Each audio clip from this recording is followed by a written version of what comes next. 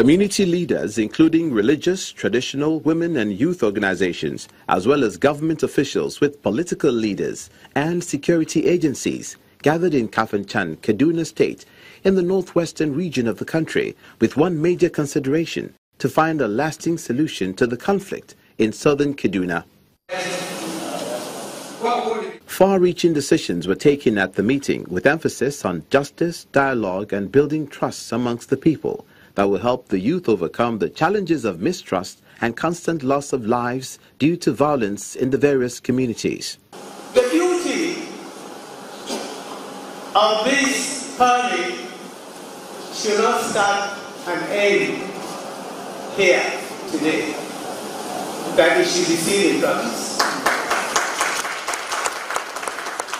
Without peace, you cannot go for any commercial or economic activity.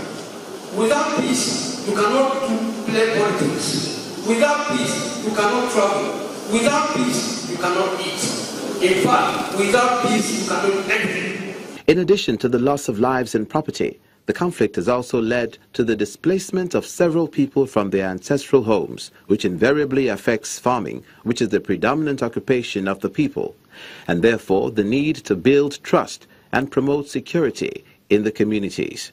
The strategic nature of this meeting is not just in the large numbers, but it's more of representativeness. This is well represented with different people from different segments of southern Kaduna who are here. That's really the joy, although the large numbers is something we thank God for. Now, what do we expect? Security. I said it at the beginning. The government alone cannot solve the problems of southern Kaduna, whether state or federal.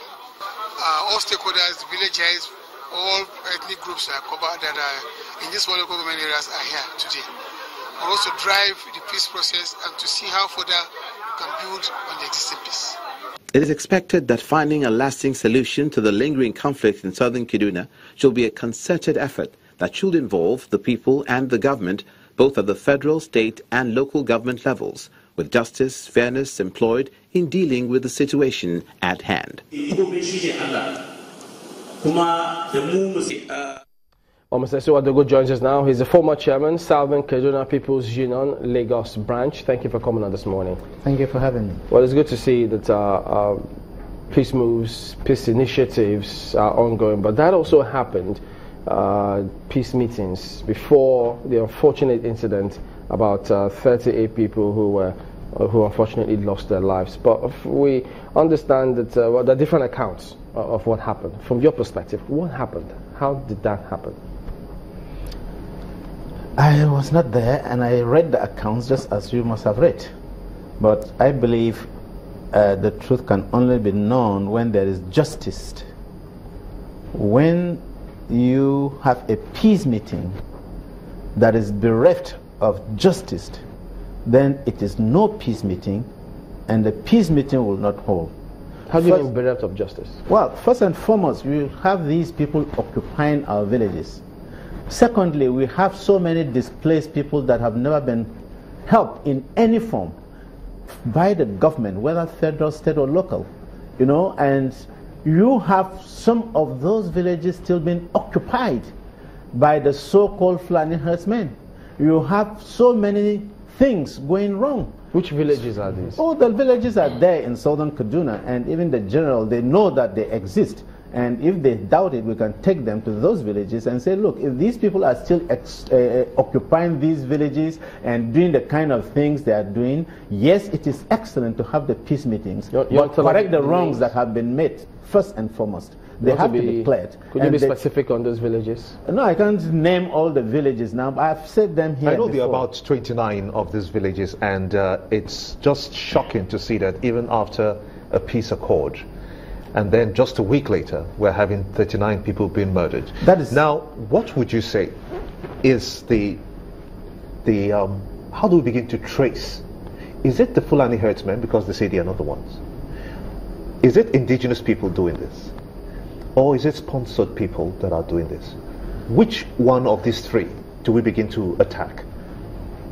Well, to my belief, they are not the Fulani herdsmen that we have lived with for ages, but the Fulani herdsmen are being used to perpetrate this crime. I said this in this very place on the 2nd of April 2014. The Fulani herdsmen do not have the capacity or the capability of doing what is going on. These are pure terrorists. These are pure jihadists, and I can say it on top of Mount Kilimanjaro, put on Mount Everest, that the local Fulani herdsmen that I know and that I felicitated with, anytime I go home, I buy their nono, their hora, their mai, and everything, and we sit down and gist. And many of them have denied that they are not part of it. But they are being used to perpetrate this evil. My apologies. Would you say then that at the point when the government dismantled Boko Haram in the northeast, could this be a spillover? Could these be Boko Haram people disguised as Fulani herdsmen?